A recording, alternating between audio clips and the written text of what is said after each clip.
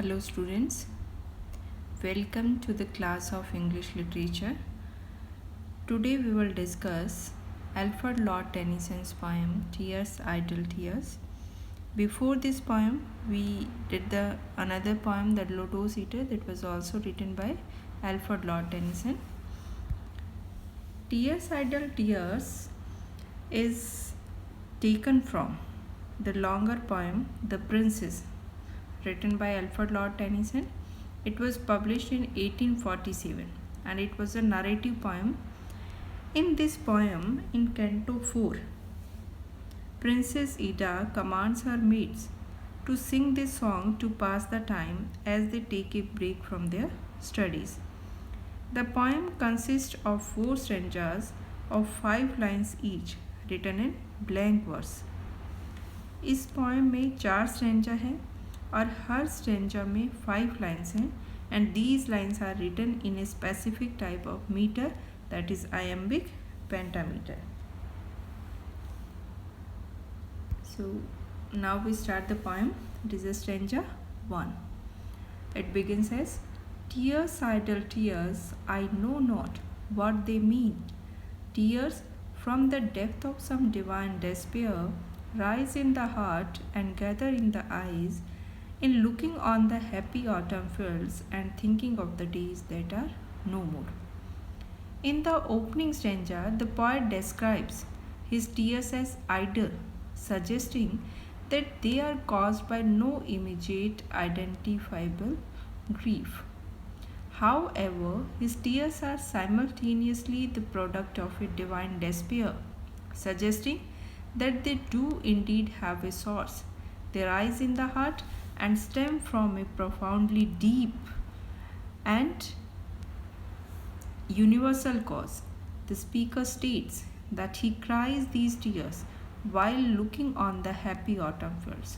At first, it seems strange that looking at something happy would cause tears, but the fact that these fields are of autumn suggests that they bear the memories of spring and summer that have vanished, leaving the poet with nothing to look forward to except the dark and cold of winter.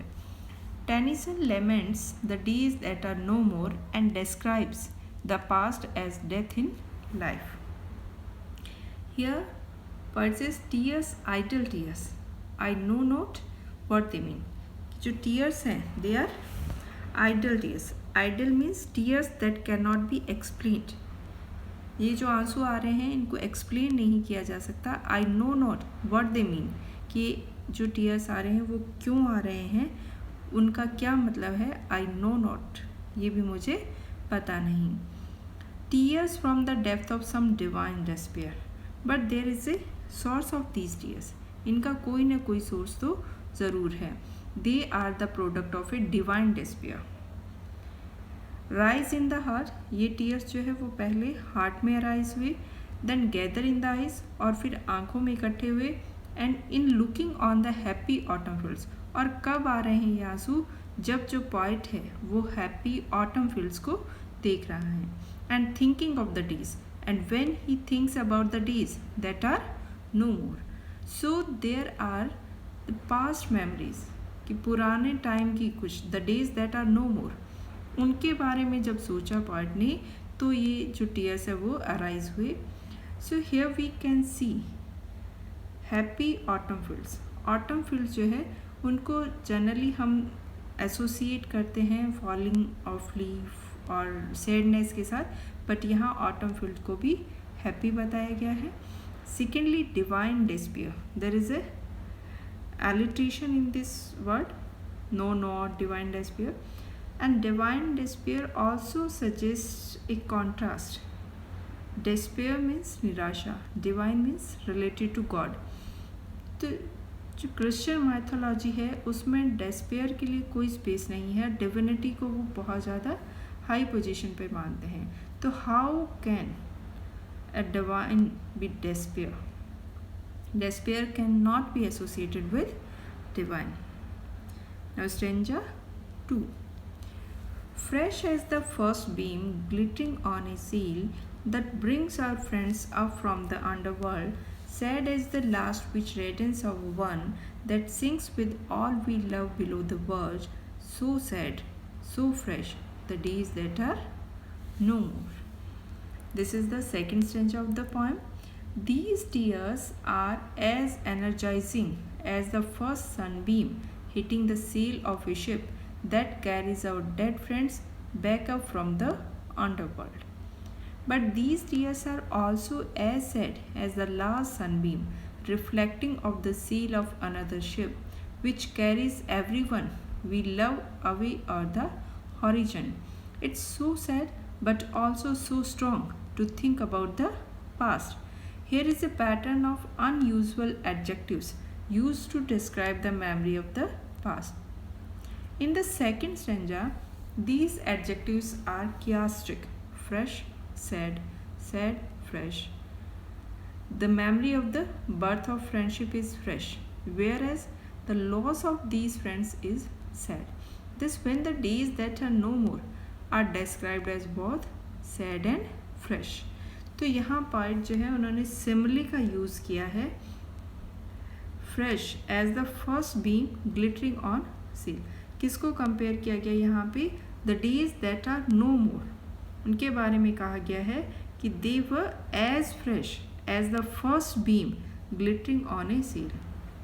कि जब सूरज की पहली किरण जो है वो seal पे, ship पे, जहाज पर गिरती है तो वो कितनी फ्रेश होती है. और कौन सी शिप पे? That brings our friends up from the underworld, जो कि हमारे फ्रेंड्स को लेके आती है अंडरवर्ल्ड से. तो उस पर जो सूरज की पहली किरण गिर रही है वो कितनी फ्रेश है, उतने ही फ्रेश वो दिन थी. Sad as the last which reddens of one, but these days, the days that are no more, are as sad as the last ray, last beam which reddens of one that sinks with all we love below the verge. और वो दिन उतने ही उदासी से भरे हुए थे. किसकी तरह? लास्ट जो किरण होती है सन की, सेटिंग सन की जो लास्ट रे है, और किस पर गिर रही है वो? उस शिप पे दैट सिंक्स, जो कि डूब जाती है उन सभी लोगों के साथ. All we love below the verge, जिनको कि हम बहुत ज़्यादा प्यार करते हैं. So sad, so fresh, the days that are no more. वो दिन जो अब नहीं रहे वो कितने सैड थे और कितने fresh. Now stanza third. Sad and strange as in dark summer dawns the earliest pipe of half awaken birds to dying ears when unto dying eyes the casement slowly grows a glimmering square.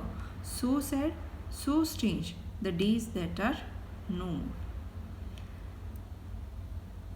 It's as sad and strange as a dark summer morning when the first bird, still just half awakened, begins singing their song for someone who is on their deathbed, who can see the rising sunlight slowly filter through a window. It is so sad but also so strange to think about the past. Here, the memory of the past is described as sad, strange, sad, strange. The sad adjective is introduced in the image of a man on his deathbed who is awake for his very last morning. However, strangeness enter in too, for it is strange to the dying man that as his life is ending and a new day is beginning. To a person hearing the birds' song and knowing he will never hear it again, the twittering will be imbued with an unprecedented significance. The dying man will hear certain melancholy tones for the first time, although strangely and paradoxically it is his last. Now there is also similarly compare किया गया है the days that are no more. किसके साथ? are sad and strange, उदास और अजीब, as in dark summer dawns, जैसे कि किसी डार्क समर की मॉर्निंग में. The earliest pipe of half awaken birds who are half awaken, ऐसे पक्षी जो पूरी तरह से जागे नहीं हैं, उनका जो अर्ली सॉन्ग है, मॉर्निंग सॉन्ग है, वो किसको सुनाई दे रहा है? To a dying ears, dying person को सुनाई दे रहा है. When unto dying eyes the casement slowly grows a glimmering square. There is an image that a person is on his deathbed, a person is dying, and there is a window of his room that is open. और उस window से जो सन की light है वो उसके ऊपर एक शाइनिंग स्क्वायर बना रही है, और उस व्यक्ति को ये जो सॉन्ग है बर्ड्स का ये सुनाई दे रहा है. तो ये कितना सैड और कितना स्ट्रेंज लग रहा होगा उन दिनों के बारे में सोचना जो कि अब नहीं रहे. A person is dying and a new day is beginning here. Now stanza 4. Dear as remembered kisses after death, and sweet as those by hopeless fancy feigned on lips that are for others, deep as love, deep as first love, and wild with all regret, oh, death in life, the days that are no more. These tears are as rare and treasured as the memory of a dead lover's kisses, and they are as sweet as the kisses pictured by a hopeless imagination. Hopeless because these imaginary kisses are with someone already romantically tied to somebody else. These tears are as deep as love itself, especially first love, and utterly consumed with regret. Oh, it's like bringing the dead to life again to think about the past. This final stanza contains a wave of adjectives that rush over us as the poem reaches its last. There is dear, sweet, deep, wild words are used. The repetition of the word deep recalls the depth of some divine despair, which is the source of the tears in the first stanza. However, the speaker is also wild with all regret in thinking of irreclaimable days gone by. The image of a death in life recalls the dead friends of the second stanza, who are like submerged memories that rise to the surface only to sink down once again. This death in life also recalls the experience of dying in the midst of the rebirth of life in the morning, described in the third stanza. The poet's there is a climactic exclamation in the final line thus represent a culmination of the images developed in the previous stanzas. Here poet says, dear as remembered kisses after death. The days that are no more are as dear as remembered kisses after death, and sweet as those by hopeless fancy feigned on lips that are for others. उन lips के बारे में सोचना जो कि अब किसी और के हैं. deep as love, deep as first love, and wild with all regret. यानी ये इतने ही गहरे हैं जितना कि फर्स्ट लव होता है, and wild with all regret, और उस लव के बाद जो रिग्रेट है, जो पश्चाताप है, वो जितना वाइल्ड होता है उतना ही वो वाइल्ड है. O death in life, it is like a death in life, the days that are no more, वो दिन जो अब नहीं रहे. So the poet is surprised in the poem that he cannot articulate the cause of tears that flow from his eyes as he gazes the autumn fields.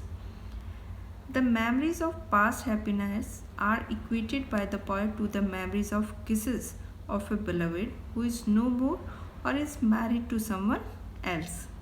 The past memories are as intensely pleasurable as the first love, yet the poet is sad as he cannot bring back those happy days. So, in Tears Idle Tears, the poet is talking about the days which are not in our life now, they are gone by in the past age. So, we can see a nostalgic feeling about missing the past.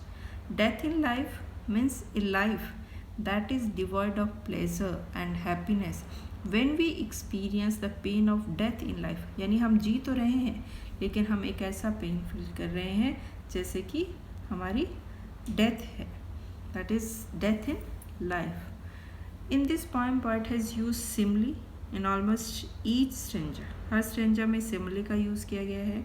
There is alliteration also, and there are contrasting word also, and repetition, and the days that are no more. This phrase is repeated in the last line of every stanza. In the last line of each stanza. So this is about the poem Tears, Idle Tears. Thank you.